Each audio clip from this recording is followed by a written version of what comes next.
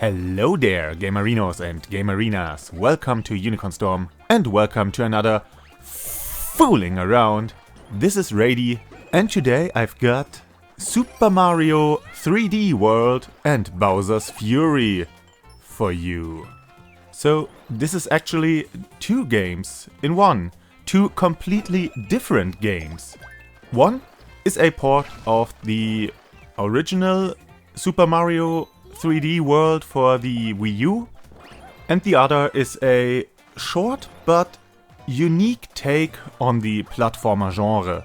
And I'm gonna give you an overview for both these games and tell you whether or not I think it's worth the asking price. Nintendo has a history of re-releasing their games over and over again. Sometimes they do so with pretty lazy ports, and other times they create a enhanced or special edition. For every Super Mario All-Stars, we have a Super Mario 3D All-Stars. They also love to sell you games you already own like 3 times for as much as possible. So, for $50, what do we get? Well, first, there's the aforementioned port of a 7-year-old Wii U game. But since there were only like a dozen or so people who actually owned a Wii U, it's fine to bring the games over to the Switch so that people can actually play them. And if any game deserves to be played by as many people as possible, well, a few come to mind. But this is one of them. It's one of my favorite Mario games, just for the sheer variety in level design, and the game just oozes fun. The whole presentation just makes you smile. Also, the cat suits are awesome, albeit a bit overpowered. And by a bit, I mean it's the go-to power-up. As soon as you get a cat suit, you're pretty much unstoppable. It's kinda like the equivalent of a Yoshi from Super Mario World. Aside from the awesome way the characters are walking on all fours and meowing, they also get a melee attack as well as a dive attack, and they can even climb on walls to circumvent challenges or find secrets. And at times the game relies on you having the catsuit a bit too much. But I get ahead of myself. To get from stage to stage, you'll have to traverse a hub world, kinda like in Super Mario Bros. 3 or Super Mario World. But now you can freely move around and even find the odd little secret. But nothing too spectacular. Levels are still connected by a path that opens up further and further as you complete more and more stages. For the most part, there is a fixed level sequence, but sometimes you'll get to a fork in the path, and then you can choose which level to complete, and by that have the option to skip a handful of levels. You can also discover bonus levels that are mostly there to reward players with extra lives, or one of two collectibles. You can find green stars that you mainly need to open up the castle at the end of a world, as well as a few other optional levels. That means it's not enough to play every level on the path to the castle, you also have to collect enough stars on the way. This isn't really too hard, but if you just rushed through all the levels, then you'd hit a roadblock pretty much every time you'll get to a castle. There are 3 stars hidden in every level, sometimes behind a special challenge, other times you'll have to carefully explore the level. There are mini-bosses and bonus challenges all over the hub world, where you can find even more stars. And then there are the famous Captain Toad levels.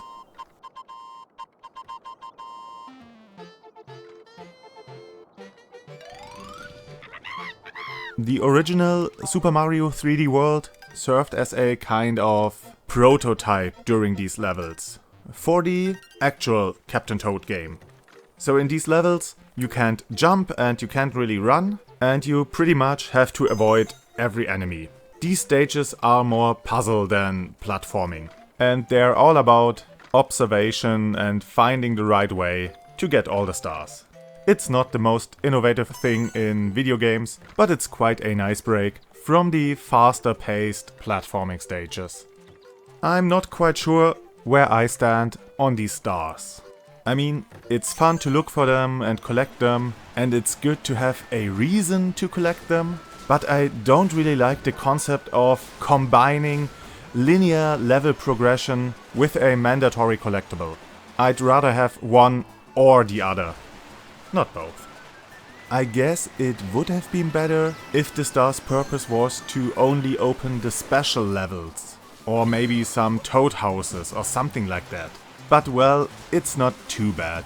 I had more of a problem with it in the later New Super Mario Bros. Games.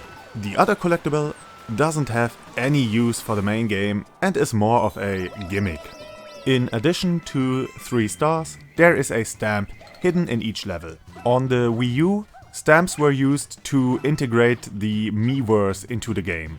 For everyone who doesn't know, the Miiverse was kind of like a Twitter-like message board. Every game had its own community and you were able to post messages, questions about the game, hints, or some pictures you drew on the Wii U tablet. And these stamps were used in the Super Mario 3D World community to spice up your messages. It was a fun little diversion, but nothing more. And since Nintendo, same as YouTube, can't just keep any good idea they had in the past, they threw the whole Miiverse out with the Wii U and replaced it with nothing. So to get a new use out of these stamps, they are now used as stickers for the photo mode. With the press of a button you can now open photo mode, and then you can alter the camera angle, set up filters, and also place your stickers pretty much wherever you want. I don't like it as much as the Miiverse, but it's fine, I guess. These stickers are just a little bonus on top, and it's really fun to find them all.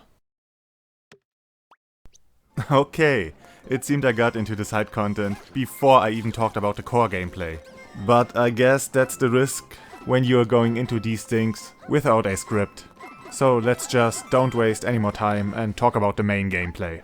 The level design in this game is kind of in between the open-ended levels from Super Mario 64 and Super Mario Sunshine and the linear 2D stages from earlier games or the New Super Mario Bros. Series. A good comparison would be the levels in Super Mario Galaxy. You have to navigate a 3D space, but the level design is tighter and more focused. Instead of a big open area where you can just explore, you'll get more of an obstacle course. Your objective in each level is to get from the start to the flagpole, and collectibles are just a distraction on the way. And it works quite fine for what it is. If you're going into this expecting the next Mario 3D collectathon, you'll be disappointed. But if you want a ton of diverse and creative challenges, like in the older games, just with an added Z-axis, you'll get a lot of fun out of it. Every level offers either a new mechanic or a unique spin on older mechanics. You're going to find a ton of power-ups, and even though the cat suit is the most reliable way to get through a level and find all the collectibles, it's worth picking up the other power-ups just to try them out. And not every power-up overrides the one you already have. There are kind of hats you can wear, which can give you more coins or can shoot projectiles or can make you appear as an enemy. And then there's of course the cherry, which creates a copy of the character who touched it. And in some levels you'll find a bunch of cherries, so you can turn your character into an army. You control every version of yourself simultaneously, and if any version of you touches an enemy or falls down a pit, it vanishes, until only one of you remain. It leads to a lot of hilarious chaos, and has to be insane in multiplayer. But even though all these elements are pretty fun, the most important design decision wasn't a power-up or a unique level gimmick. It's the player characters. In this adventure, you're not restricted to playing as Mario or Green Mario. Nah, Luigi is a real character in this one, and you also get to play as the Princess Peach or a random Toad. And what do I think about that? Well, let me explain it this way. If we move as one, we'll have so much fun. Coin by coin, brick by brick, stage by stage, by kick, boss by boss, land by land, quest by quest, hand in hand. I'd say the greatest addition Super Mario Bros. 2 brought to the table was the different playstyles for the established characters. And it's sad that it took Nintendo so long to repeat or build on this idea. I don't need to have Princess Peach as a playable character in every Mario game, but it sure is nice from time to time. And if it were up to me, Luigi would always have a at least slightly different moveset. All characters retain their abilities from Super Mario Bros. 2, and since I already have the song with me, let's hear what their strengths were. You have strength, you have height. I can hover. I can speed. Yeah, that's pretty much it. You'll never need a particular character to get through a level, but on some occasions you might have a harder time if you'd pick the wrong character. Yeah, so I find the game pretty great. It's chock full of fun and unique challenges, with pretty visuals and a great soundtrack and some awesome set pieces. But of course, I do have a few gripes with it. It still relies on a useless life system. The game is saved after every level, so it doesn't really matter how many lives you have left. I guess it's an added challenge, because you lose your mid-level checkpoint if you run out of lives. But the life counter isn't refreshed after a level, and well, it's pretty easy to grind for lives, even in the beginning. Just get into stage 2 and do this trick 2 times and you're maxed out on lives. It's still fun to collect coins just for the sheer spectacle, but it would have been nice if they added a new purpose for coins with the Switch version. Maybe you could have bought power-ups at a store, or maybe even new outfits like in Super Mario Odyssey. Though I guess this would clash with the changes in appearance when you get a power-up. Another thing that might also be just a nitpick is that there are switches in some levels that can only be activated by a specific character. In 4-player co-op, this would never be a problem, but it gets a bit annoying in single player, because chances are 3 to 1 that you have the wrong character with you, and then you have to do over the level to get the star or stamp that's locked behind the switch. I mean, you could just jump in with another controller, but you can't just drop out of a level, so you have to keep a fake player 2 with you until you finish the level. And well, since I just mentioned multiplayer, you can play 2-player co-op using one switch, or up to 4-player co-op using multiple switches or the new online feature. And well, I mean, it's fun, it's a good idea in theory to let people play together over the internet, but it just doesn't work. Maybe it has to do with my internet connection, maybe it's a Germany-specific problem, though I don't have this problem with other games, but the game froze and stuttered all the time. It seems though that the game freezes for all players, so that no one accidentally dies during a lag or something like that. It still was a blast to play, mostly because of the friends I played with. And so I wouldn't really recommend it for serious play. I mean, damn, everyone has control over a shared camera, even in online play. It's just fucking hilarious. Something they seemingly changed from the original version is the way movement works. So, on the Wii U, your character was restricted to an 8-directional movement. So turning looked and felt, well, snappy, I'd call it. But since the levels were kinda laid out on a grid, it worked quite well. In this version, you seem to have infinite directional movement, so you can run perfect circles again and things like that. But now, level design and enemy placement doesn't accommodate for it. You still have platforms or coins or groups of enemies placed with hard 90-degree angles in mind. And while it works fine for the most part, you'll now feel that the game just wasn't designed around you moving completely free. That aside though, the game is still as much fun as it was 7 years back. But I wouldn't pay $50 just for a port of this game. Well, maybe I would because I really enjoy this game, but it's still pretty expensive. So it's a good thing that there's another game within this. So let's take a look at it. In Bowser's Fury, we are only playing as Mario, and he's just out there on a stroll, having a good time. when suddenly...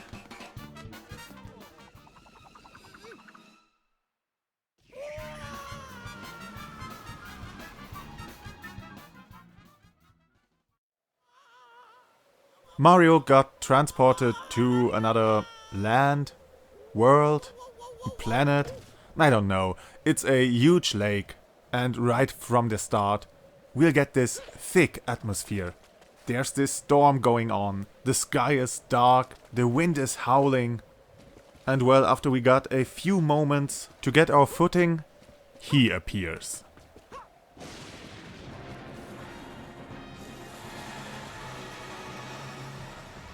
This has to be the most badass and intimidating version of Bowser yet. The guy is huge and uses massive attacks. And well, he changes the fucking weather whenever he appears. And he's not just some distant object in the background. He's here with you, in the actual game world. When he walks or jumps around in this lake, well, let's just say you might get a closer look at him. The whole premise of the game is that Bowser got infected by this goo, whatever it is. So now he's Fury Bowser. Kinda like Calamity Ganon. Yeah, Nintendo likes to milk a good idea. He appears from time to just, well, ruin your day. And you have to collect shine sprites to, well, shine a light on him to send him away for a few minutes. When he's dormant, the world is in, let's say, peace mode. It's actually quite a nice place. During peace mode, you can explore the lake and its surroundings and also complete all the platforming challenges that appear through the course of the game. Every task you complete rewards you a shine sprite, and they are called cat shines in this game for obvious reasons, because damn, everything in this game is a cat. Even the seagulls are cats. So yeah, every time you collected enough cat shines, you'll get the opportunity for a boss fight with Fury Bowser, and after defeating him, the lake opens up a bit more, revealing more platforming challenges.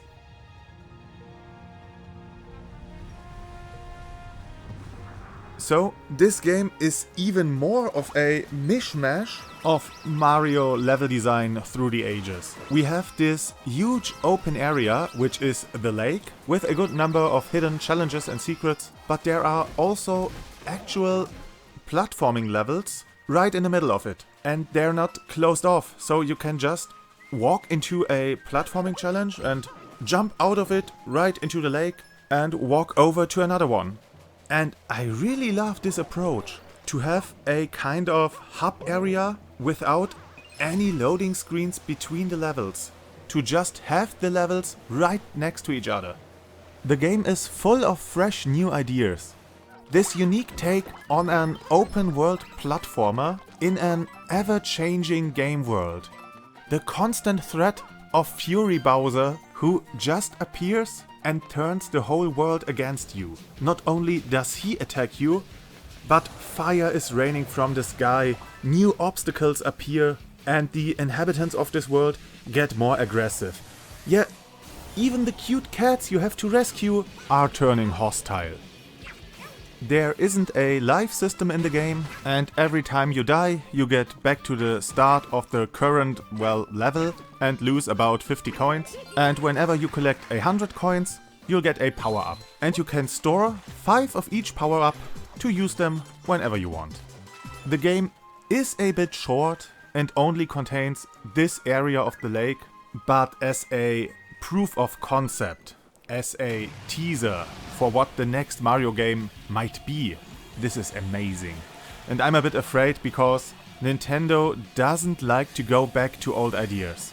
Well, aside from New Super Mario Bros. I really hope that they plan to expand on this idea, to make a whole game out of it, with multiple areas. But as it is right now, it's a nice little bonus in addition to an already pretty great game. It might not be worth $50 for some people, but I got a lot out of it. Fun and amazement. If you never played Super Mario 3D World but are interested in platformers or Mario games in general, then you might want to give this one a try. And if you played the original game, then you already know how good it is. And if Bowser's Fury doesn't justify the asking price for you, then consider getting it on a sale, because it is worth playing. But no matter the case, have a great day. That's it from Brady, and I hope to see you again on the next game.